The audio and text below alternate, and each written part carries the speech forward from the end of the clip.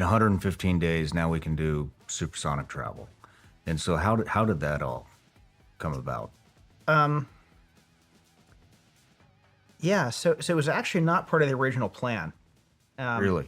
Yeah, so everyone thinks that the point of the whole company was to solve sonic boom, and so of course we were going to go demonstrate the sonic boom solution.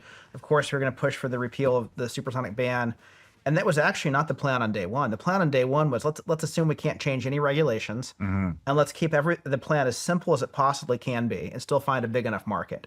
So that was so what happened was in January, January of this year, we did our first supersonic test flight, January 28th. And in the run up to that, I asked the team, I was like, hey, we're going to go fly supersonic. We should probably know what kind of sonic boom we're going to make. So we can expect it, set people's expectations, be able to talk about it, And I kind of wanted to be told, oh, it's going to be a real wallop. I wanted to enjoy that. And the team came back and they said, no. We've been talking for years about this thing called Mach cutoff, where the boom doesn't reach the ground, and you don't hear anything. And we're going to be in Mach cutoff. So there's not going to be a sonic boom. And I was actually a little disappointed. So it looks like one of the things that could be annoying here is there's like this boom when you reach the speed of sound. It creates a loud explosion in the air. So if you have a ton of these airplanes flying around back and forth, you're just gonna get these explosions, I guess, in the air all the time, which is gonna be one of the things that could potentially take this out of the business, because I don't want things in the sky flying around and then constantly making explosions. I mean, how can you live like that? It's pretty crazy. We did that test flight. We broke the sound barrier three times in Mach cutoff, boomless condition. Microphones in the ground confirmed it. And then I'm on X and I'm just talking with people. And the plan had been, this is a transoceanic airplane. It's not a CONUS airplane. Mm-hmm. And the internet is convinced that we're all about solving sonic boom, and I can't convince people that wasn't the point. And I remember thinking about, wait a minute, we did this thing in boomless cruise, and this physics called Mach cutoff that we can get into how that works. And we looked at it for the Overture Airliner and decided it wasn't practical because when we were building on these outsourced engines, it wasn't. You have to, in order to do this boomless thing, you have to break the sound barrier at a sufficiently high altitude that the boom can make a U-turn in the sky and never touch the ground. And the Rolls-Royce engines couldn't do it. So we sort of put it aside as impractical. But meanwhile, we started designing our own engines and optimizing them. And every time I go to these engineering meetings, I was like, well, the transonic Excel altitude just went up 1,000 feet, went up another 1,000 feet, another 1,000 feet. And I started thinking, well, what if the internet is right and I'm wrong? And so we called an emergency Saturday engineering meeting. And I said, team, we've got different engines than last time we did this analysis. We need to rerun the analysis on Overture. Can we do boomless cruise? And it took 90 minutes. And they said, thumbs up, it just works. No kidding. And so the next thing I did is I called the marketing team and I said, we're going to relaunch the company around boomless cruise. Everyone's going to think it was the plan all along. But we just figured it out. And by the way, I think in the aviation industry, there's Rolls-Royce, General Electric, and one more, I forget what it is. So basically, it looks like they are making their own engine. Man, so let's just go back. I got a lot of questions. Actually, let's talk about the sonic boom and what it is. Yeah. Hold on a second. Airplane engines, just to see how many are there. Companies. So General Electric, Rolls-Royce, and Pratt and Whitney are the three engine makers for the current aviation industry. So sonic boom is the sound an airplane makes while it's flying supersonic. You can think of it as kind of like the wake of a boat. Okay. You know, a boat's going sufficiently fast, it's going to make a wake. The wake's going to propagate outwards, and you notice it when it hits you. And so a big boats make a big wake, right? A small boat's going to make a smaller wake. The boat's right next to you, you're going to feel the wake more strongly than if it's further away. And a lot of that is the way sonic boom works. Big airplanes are going to make bigger sonic booms, but the further away they are, the less you hear. And then there's a distinction with booms that doesn't occur with wakes, which is they curve as they move. And they do that because there's a temperature gradient in the atmosphere. It's, of course, it's cold up high and it's warmer down low. That temperature gradient creates a speed of sound gradient. The speed of sound is higher the warmer it is, Okay. lower the cooler it is. And so the refraction happens. Whenever a wave moves through something where its speed changes, it turns in the direction of lower speed. So imagine like you're driving your car and your inside wheels are moving slower than your outside wheels. You're going to turn towards the inside. So that when light refracts, that's why. When sound refracts, that's why. And so the sonic boom, which is this sort of compressed air band that comes off the airplane when it's flying supersonic, makes, it turns as it goes through the sky. And so if it comes off the airplane at a sufficiently shallow angle and the airplane is sufficiently high, you've got this gigantic U in the sky. And if the bottom of the U never touches the ground, nobody hears any boom. Gotcha. Interesting. And so Okay. this is the easy solution for sonic boom. For 50 years, I had no. I mean, this is all new. I had no clue. That's how you, I guess, remove the sonic boom from hitting the ground, or making it. I guess, like lowering the volume. I guess he's saying. people have talked about it like it's this boogeyman that's going to require, decades of R&D. Turns out this is a software solution. You just need today's weather data and an algorithm, and it tells you what speed and altitude to fly. And then there's no boom. So basically saying that at a certain altitude with certain weather conditions, you can fly at the speed of sound, and if you are within that atmosphere environment, this plane can go at that speed and won't create the sonic boom annoying explosion in the sky that if this thing is going to be making, no one's going to want this. But based on atmospheric conditions, you can eliminate that boom, is what he's trying to say. No kidding. It's actually really simple. Wow. We can talk about why people have made it out to be a harder problem than it is. Let's do it. I think there is so like NASA, for example, has been working on sonic boom suppression for decades. And they've got this R&D airplane called the X-59 that they've been working on it for longer than Boom has existed as a company. And it hasn't flown yet. They're going about this with completely different physics. It's this very long, skinny airplane, which I think is part of why it hasn't flown yet. It's really hard to make that work. And the idea is if you stretch the airplane out, it kind of spreads the boom out across more time. And so when you hear it, it's quieter. Okay. And that thing can go up to Mach 1.4. Boomless tops out at about Mach 1.3, so they can go very slightly faster. But that's hard mode. By the way, speed of sound in Mach.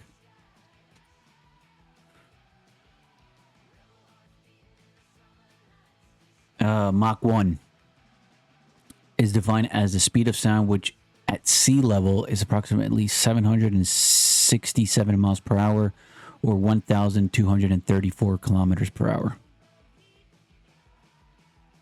Well, okay, why do it on hard mode? Well, if it's not really hard, I don't think you can justify the research program.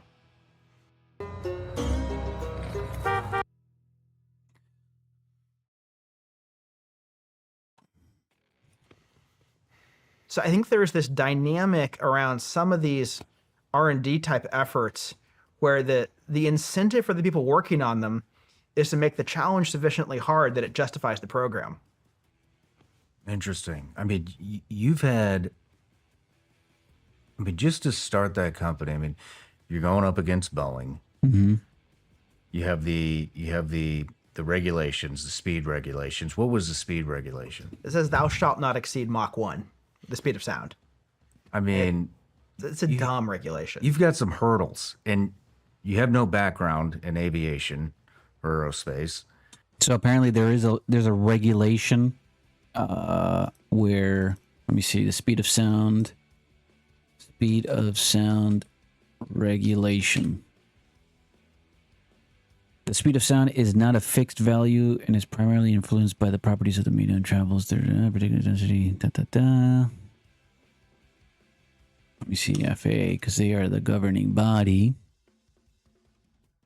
In the United States, civil aircraft are generally prohibited from operating at speeds greater than Mach 1, the speed of sound, over land due to concerns about sonic booms and their impacts on communities. The prohibition is codified in FAA Regulation 14 CFR 91.817.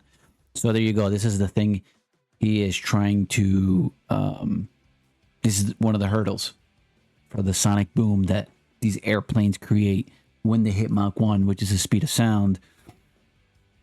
This is what he's going to be talking about. And I mean, how did you, when you, as the founder of the company, I mean, how did you, those are some big, those are some major hurdles to get over. Right? Well, I remember sitting in my basement thinking, okay, take my own ego out of this. Just imagine it's the year 2050. And I'm retired and I'm sitting on the beach sipping Mai Tais and I'm reading, aviation history. How do I think it goes? Do I think after 150 years of not doing supersonic, Boeing or Airbus finally do it? No, of course not. Like that, history never goes that way. The big guys never suddenly get enlightened. Okay. Well, do I think we're still going subsonic? Sheesh, I hope not. Okay. So if we're not going subsonic and Boeing and Airbus didn't do it, how would it happen? And I just started imagining how that history would go, without me being part of it. Okay, it'd have to be an effort from outside the industry. Nobody who had spent their careers at Boeing or Airbus would ever do it because they'd have learned all the reasons why it's impossible. It'd have to be somebody from outside the industry. And what would the attributes of that effort have to look like? It's crazy, right? Like the aviation industry for commercial flights hasn't changed in a long time. Like we can't, like it takes like New York, let's say New York to Europe somewhere. It takes 6 to 7 hours to get there. And in years, we still haven't figured out how to travel faster, right? Why can't we go like 3 hours worth of the trip, cut it in half or something? Like what happened? Why can't we make faster commercial airliners? Why are we stuck with these like slow buses in the air? And what would the leaders of that effort have to look like? Well, you'd have to be incredibly passionate about the mission, because it would be long and hard. And if you didn't care about it and you were sane, you'd give up. So mission passion, mission orientation would matter. Being able to tell the story of why supersonic would matter would be really important, because that would be the only way you could get a dream team together. And this would need a dream team. And so the ability to storytell, the ability to be persuasive, the ability to be a minnow that gets sharks to come swim with you. The startup would have to go get these airlines that are used to buying Boeing and Airbus airplanes to go buy airplanes from a startup instead.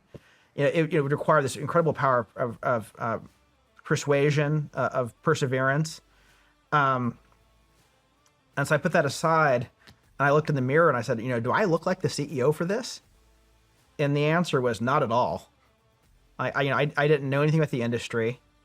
I don't think I could have sold you a dollar bill for 50 cents. And so I said, okay, well, and a lot of these things. Yeah, but also nobody knows, nobody sees the CEOs of companies. Maybe now because they're starting to, come out and go on video and talk about things. But before, nobody knew who, or saw any photos or videos or anybody or any interviews from CEOs like now, because of the media landscape change. There's more interviews, there's more podcasts. I was really insecure about. I was insecure about networking. I was insecure about sales. And I asked myself, well, what mattered more, my insecurity or my passion for this idea? And I said, okay, Blake, if you want to actually do this, you have to become that person. And I have to be willing to reinvent myself. And I have to do that continuously along the way. And so I sort of set out to become what my idea was of the right kind of leader for it. Gotcha. These meals.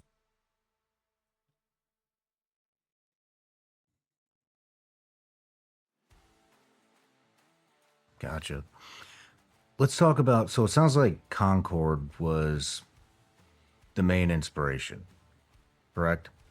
Well, it was an existence proof, right? Like in some ways, I think it requires way more courage to go off and create something of a category that's never existed before. And Concorde existed.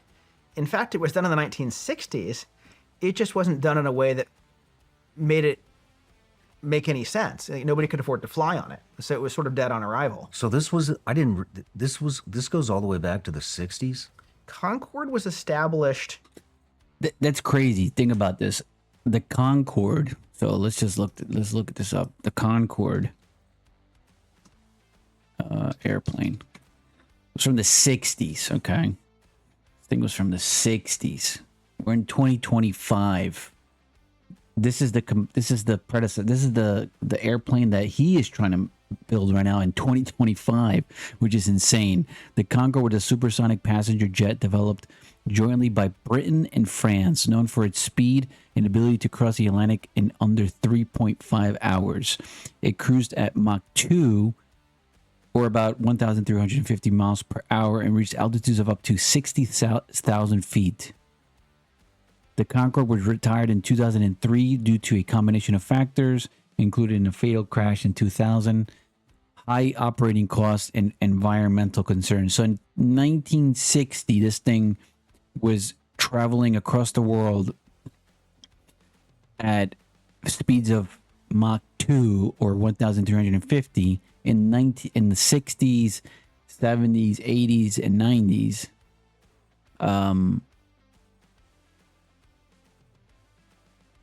And we're in 2025, and we just got this guy coming along with something like we're just continuing, because this was a technology from the 60s. This goes all the way back to the 60s? Concorde was established as a joint venture between the French and British governments by treaty in 1962. Wow. And it first flew in 1969, within months of the moon landing. Wow. Who was using it? So British Airways and Air France were the only two airlines that really operated it for any length of time. And the tickets were adjusted for inflation north of $20,000. So this was really for the royalty and rock stars who could drop a whole lot of coin to go somewhere really fast. It was not practical the way it was done then. How long did it run for? It was like a once in a lifetime experience. 27 years. 27 years. Yeah, shut down in 2003. Really with no plan to replace it. Why was it shut down?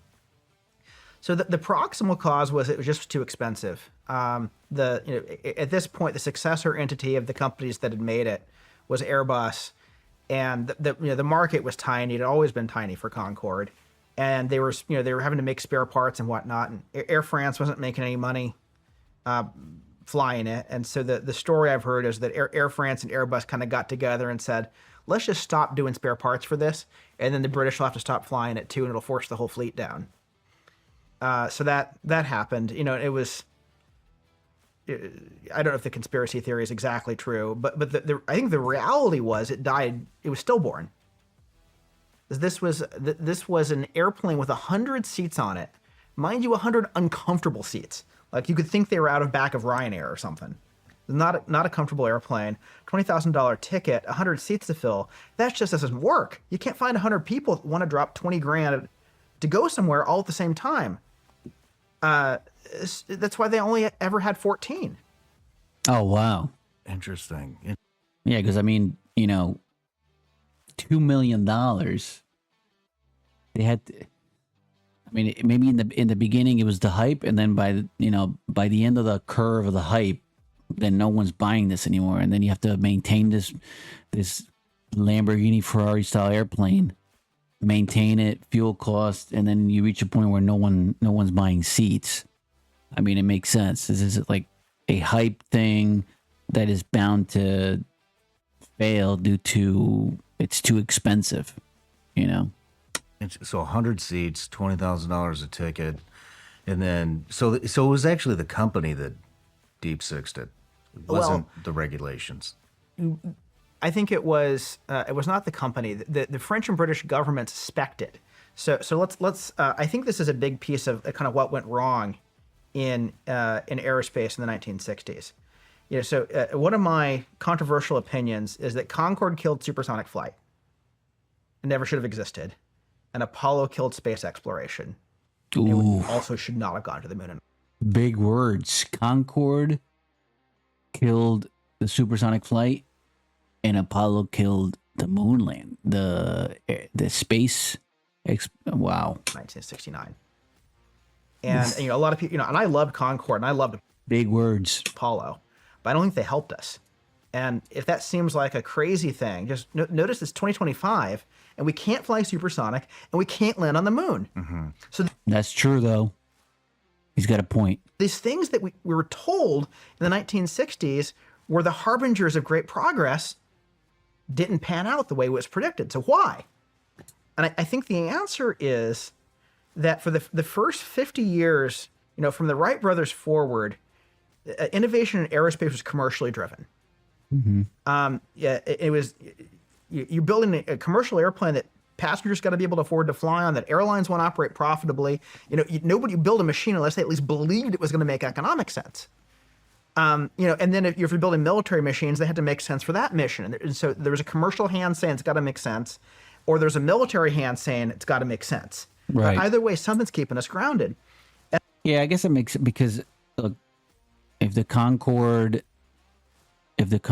was now granted, like during the Wright brothers era, it led up to a war, and then airplanes were manufactured at a massive scale due to the war, and then space exploration was the hype of a culture and a society, which perhaps it might have been something to do with tourism, space tourism, which is happening now in 2025. But it was kind of like shut down from 1969 and it became more of a government thing, more of a research project.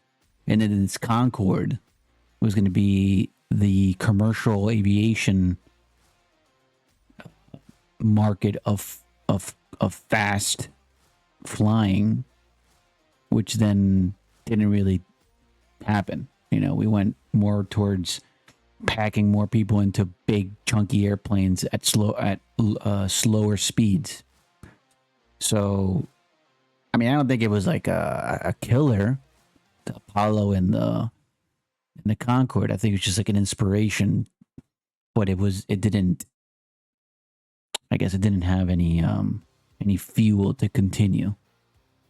And in the 60s, we pivoted to Cold War era national prestige as the motivation. And so there was a Soviet project to create a supersonic airliner. There was a European project to create a supersonic airliner.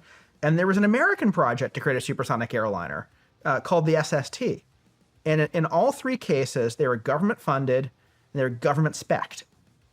And the result was everybody was building products to show technological superiority. Competition. This is the thing that is missing now. The competition within countries to compete against each other, to build quicker and faster things, and the priority to get these things out there. I feel like that's what's missing in some of these cases, like for the aviation, for the aviation industry. There's no competition, so no one's competing to get this thing out first. not products that made any commercial sense. So Concorde and the Soviet airplane were very similar. The American airplane was going to be 300 seats in Mach 3. So it made even less economic sense than Concorde did. And then what happened is the American, so Congress pulled the plug appropriately on the American supersonic airplane. Concorde and Concordski were still coming. And now all of a sudden, it was not obvious back then just how economically dead on arrival Concorde was going to be. And so then America responded trying to protect Boeing by banning supersonic flight over land. That's what it was. That's what it was. This It was to protect Boeing? This was protectionism. It was as long as Boeing's building a supersonic airplane, it was all fine. That project gets canceled, all of a sudden we can't have that sonic stuff. It's terrible. And I think the real tell was if it had been about sonic boom being bad, it would have been a noise limit. Yeah, but I mean, if Boeing comes out with the supersonic, like the Concorde, I feel like they missed out on that boat. Because we could have had supersonic Boeing airplanes. But I guess maybe the sound thing is the problem, right? It's like an environmental thing. Not a speed limit. Literally, it banned supersonic flight in the U.S. Why would the government be protecting Boeing? Regulatory capture.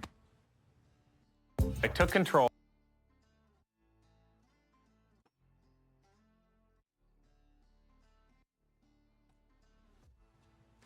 But just I mean, that happens all the time, right?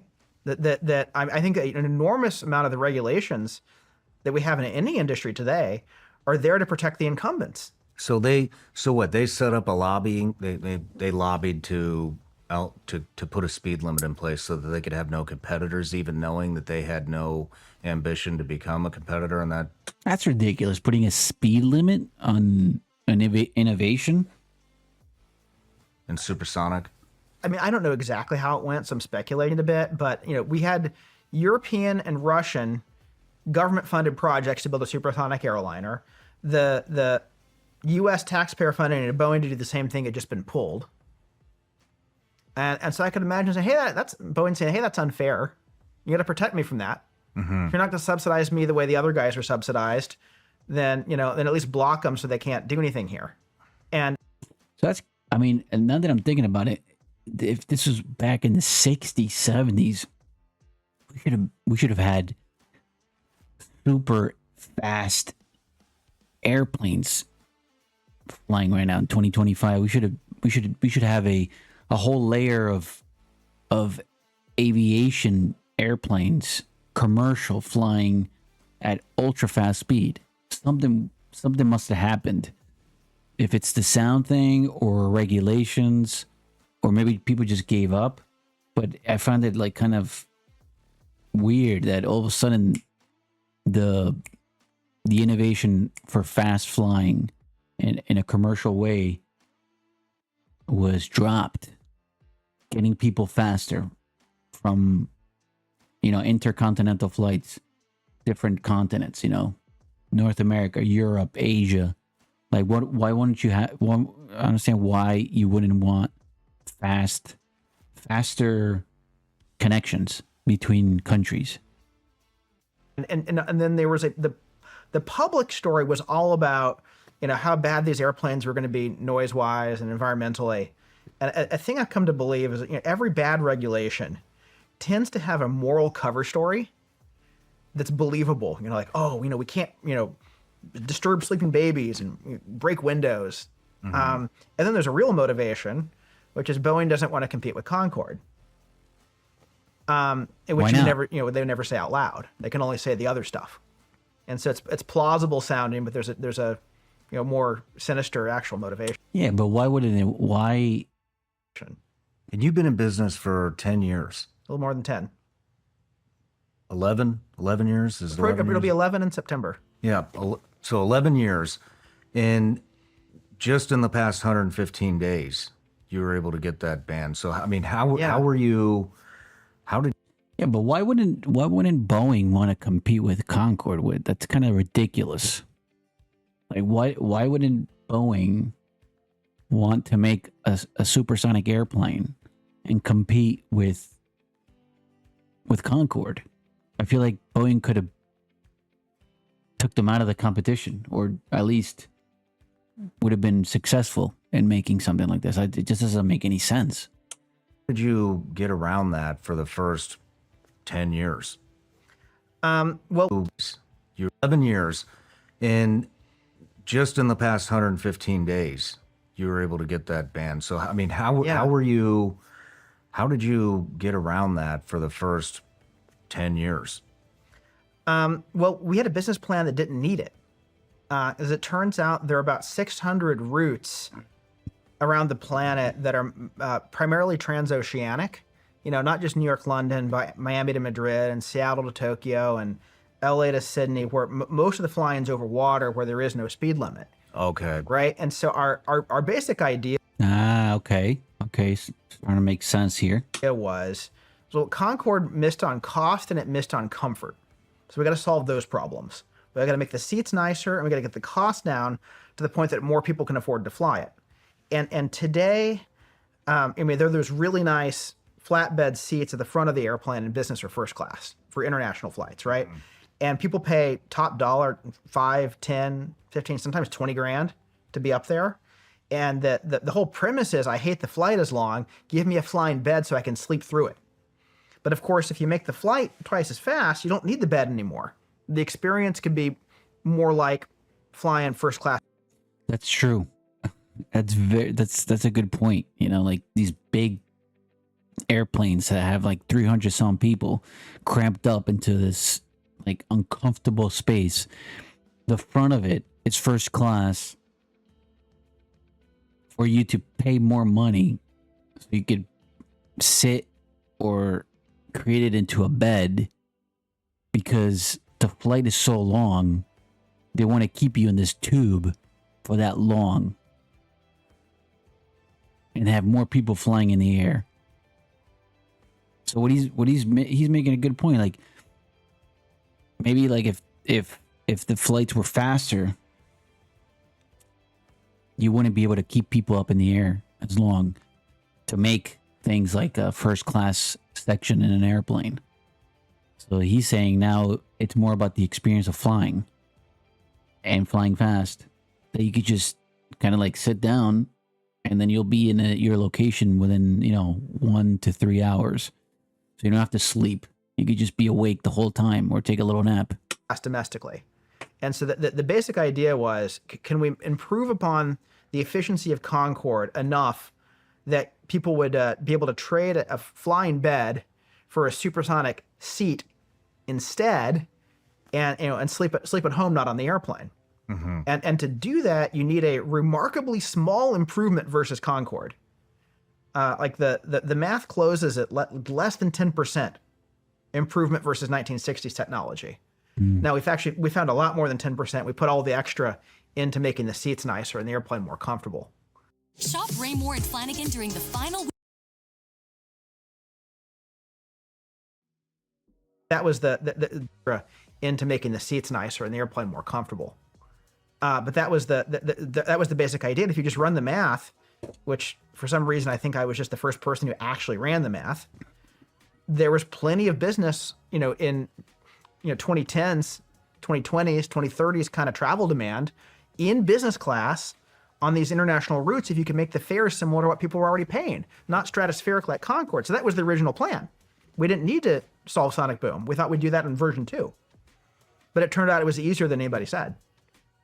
And so my experience getting that changed was, so on February 10th, we did our second supersonic flight on XB1, and we announced Boomless Cruise. And that night I flew to DC on this horrific flight that should have been supersonic. And by the time I landed in DC, I had an invitation to the West Wing. And so we started our lobby campaign that day. And I tweeted about Boomless Cruise, and Elon had responded and said, yeah, we should get rid of dumb regulations like this. So we had a bunch of people who were supporting it. And so I spent time, in the White House. I spent time with Congress. I spent time with the FAA, and I basically said, look, if we were proposing to make sonic booms, we'd have to have an argument about are they too loud or not, and reasonable people might differ on how loud is too loud and how quiet is quiet enough. But we can do this in a way that there is no audible sonic boom, so there's nothing to disagree about. How was that received? Universally, people were excited. So there was a bipartisan bill that got introduced in the House and in the Senate called the Supersonic Aviation Modernization Act. So I guess it makes sense if you're flying over the ocean and there's no speed limit, and your supersonic or your Mach 1 speed, which breaks the sound barrier and makes the explosion that no one wants to hear over the land, is being all produced in the ocean. And if this guy's right about, depending on certain atmospheric conditions, and if you can figure out the days to fly, I guess, or the areas where to fly, then you won't be creating, or you will be lowering the volume of the explosion of the sonic boom. Then I guess he has like some kind of point where some of these regulations that he's talking about are can be dropped. Act. They basically, universally, people were excited. So there was a bipartisan bill that got introduced in the House and in the Senate called the Supersonic Aviation Modernization Act. They basically said, hey, FAA, go rewrite your rules so that you can fly supersonic without a boom, you're allowed. And so that got introduced very quickly. Senator Budd introduced it in the Senate, and Representative Troy Nehls introduced it in the House. We had bipartisan. By the way, the FAA, this is the Federal Aviation Administration in the United States, is getting bombarded right now with regulation, questioning, and things that have to be overwritten or rewritten, things that need to be dropped because of the rise of the aerial market industry. And this is not just aviation or commercial aviation. This is drones and drone technology. It's just being all cramped up all at once. And it's because also there hasn't been enough time for all this stuff to kind of emerge slowly. And now everything's just bottlenecking. It's all bottlenecking. Support on the House. And then meanwhile, I think the president looked at it, and he loved Concorde. There's this beautiful video clip of him talking about how it was the most beautiful airplane ever and never really should have gone away. And he said, well, I can do it faster than Congress. I'm going to do an executive order. And so he did. Nice. Look, how do you see your company fitting into the world? I mean, is this going to be, we kind of talked about it, I think, downstairs. I don't think it was on here yet, but, is this going to be CONUS? Is it going to be just overseas flights? Yeah, well, I think who's going to be able to afford it? All this stuff. Well, let's start with the vision, and we can work backwards to how we get there. Okay. I want to replace subsonic with supersonic for every passenger on every route, at least every long route. For the president all the way down to families. What's a long route? Anything that's more than 3 or 4 hours today. Okay. You can kind of argue where the threshold is, where the speed really makes a big difference. I mean, I haven't found anything in the world I don't think I would be better off faster. I think everything's better faster. But for flights, over 3 or 4 hours, you can argue cut in half is. Well, I mean, North America to Europe, North America to South America, North America to Asia. I think that's the first tier of I mean, these flights are more than 7 to 14 hours. Cut that in half. Meaningful. So ultimately, if we want to enable more people to go more places more often, we need the flights to be faster. We need to delete the terrible hassle and inconvenience that is air travel today. And we need to get the cost down as much as we can so that cost isn't a barrier to actually going. That's the ultimate goal. To confine subsonic jets to the airplane boneyards, put them in museums where they belong. But it'll take a few iterations to get there. So Overture, which is this airplane, the first commercial airplane, starts all business class. So you can kind of think of, if for people who know the Tesla story, our XB1 supersonic demonstrator is kind of like the Tesla Roadster. It proved you can do it. Okay. Not the airplane was really just for a test pilot. Prove we could do it. Prove the technology was there. Okay, the first product is kind of like the Model S. It's a lot. By the way, the plane that he's talking about, which is on the website here, is the Overture. And where was it? It's this guy right here, Overture, Supersonic Airliner. This is the plane that he's talking about. As you could see, this would be the first commercial airliner that would have the capabilities of taking passengers transatlantic at supersonic speeds. So very, very cool. You could see there. And he's got something here where it says New York to London in 3 hours and 40 minutes. So let's go back. A lot of people can afford to drive a Model S, but not everybody.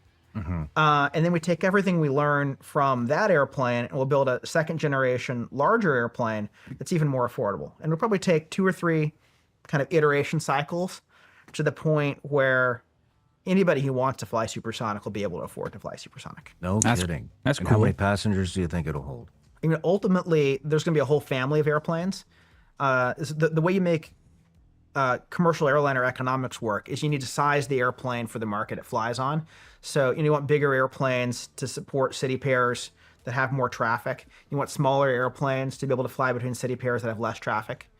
So there'll probably be a whole family of airplanes of different sizes. There's no upper limit to scaling. There is a slight advantage in smaller airplanes because they can work economically on more direct flights. Nobody wants to go to a hub and change airplanes, right? But if you can make an efficient, That's true, but there is a business behind that layover stuff. Like going to another airport. The layover would be amazing if it could be eliminated. I mean, this guy's talking about old flights are nonstop. Like you won't have layover flights. These are all nonstop flights, which would be amazing. I think if he's able to pull this model off and have all these variations of his Overture airline model, this thing can really take off. It can really, really take off. People are going to see the difference between flying in a like a one of those, I call them buses, big airline buses, because it just crams up all these people. But it's just so slow compared to what he's talking about. So that would be awesome. Non-stop only. long-range airplane with a smaller number of seats on it, then you can connect more cities directly. And that's an added speed benefit. So there's going to be a whole family of airplanes here. Gotcha. And when do you think these will be implemented? Our goal is to have the first Overture roll out in a little over 2 years in 2027. Oh, Wow. Fly in 28. Our goal is to be certified in 29 and hand them over to airlines in 30. So five years is the goal. all right. So by 2030, he's talking about by 2030 airlines. So you're going to be, 5 years. I mean, it's not bad, I guess. Will you be your own airline, or will you sell to the airlines? No, we'll sell. We have sold to airlines. So have sold to United was first to announce that they'd put an order in with a non-refundable deposit. American Airlines did the same thing. Japan Airlines was the first to do a pre-order. And I think ultimately every international airline is going to need to have this because it's what their passengers want. So if you don't have it, you're going to be left behind.